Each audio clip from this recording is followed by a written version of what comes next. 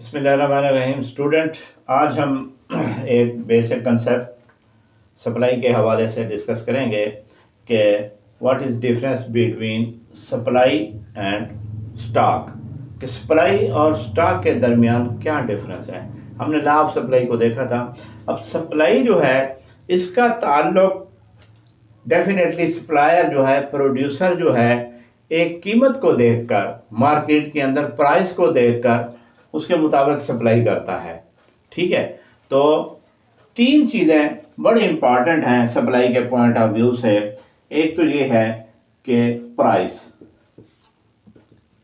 यानी एक खास कीमत हो, एक खास कीमत पर ही सप्लायर जो है सप्लाई करता है। और एक क्या हो, खास जगह मुकर्रर हो, प्लेस, यानी मार्केट के अंदर, और एक खास टाइम। यानी ये तीन चीजें बहुत इंपॉर्टेंट हैं सप्लाई के पॉइंट ऑफ व्यू से कि खास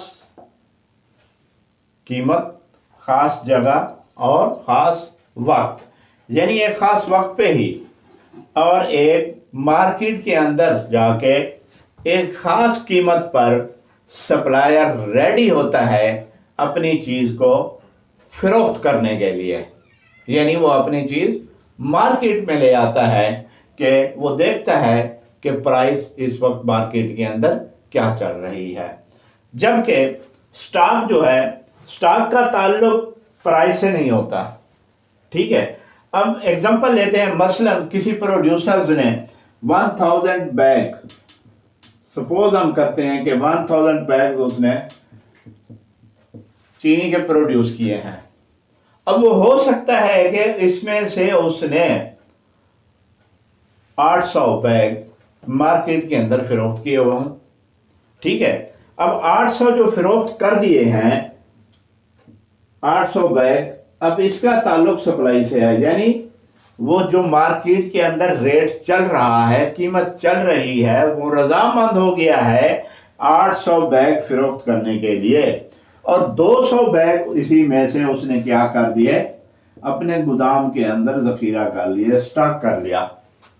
ठीक है, अब जो स्टॉक में रखा हुआ है इसका ताल्लुक प्राइस से नहीं है। प्राइस से ताल्लुक है जो वो सेल कर चुका है या सेल करने के लिए रेडी है, तो उस चीज का ताल्लुक सप्लाई से होगा। और जिस चीज को वो फरोख्त करने के लिए तैयार नहीं है, हो सकता है उस वक्त उसको प्राइस कोई अच्छी नहीं मिल रही, हो सकता है कि प्राइस कोई मार्केट उसे अच्छी ना मिल रही हो, ये भी हो सकता है कि वो एक मुनासिब वक्त की इंतज़ार में हो।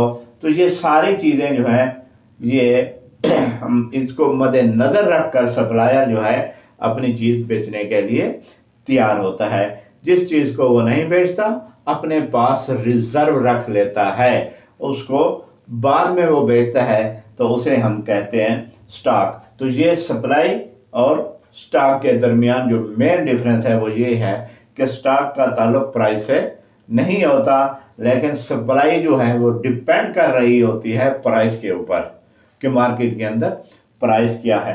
अब जो रिजर्व कर रहा होता है, रिजर्व से एक बात और है कि एक टर्म रिजर्व प्राइस इस्तेमाल की जाती है।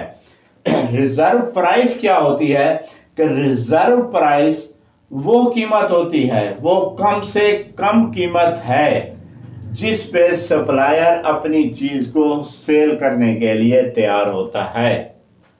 वो कम से कम कीमत जिस पे सप्लायर अपनी चीज को मार्केट में सेल करने के लिए तैयार होता है, उसे हम कहते हैं रिजर्व प्राइस। अब रिजर्व प्राइस कम भी हो सकती है, ज्यादा भी हो सकती है, और ये डिपेंड करती है नेचर ऑफ प्रोडक्ट्स पे कि जो प्रोडक्ट उसके पास है उसकी नेचर क्या है, क्या पेरिशेबल गुड्स हैं, ड्यूरेबल गुड्स हैं, ठीक है, किस किस्म की गुड्स हैं।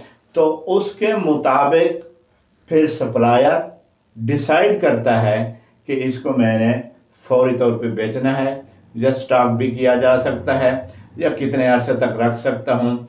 ये तमाम चीज़ें होती हैं। तो यानी ये सप्लाई और स्टॉक के दरमियान जो डिफरेंस है, और प्लस रिजर्व प्राइस का कंसेप्ट ये आप हजरात के सामने रखा है। इंशाल्लाह उम्मीद है तो आपको ये कंसेप्ट क्लियर हुए होंगे। अल्लाह हाफ़िज़।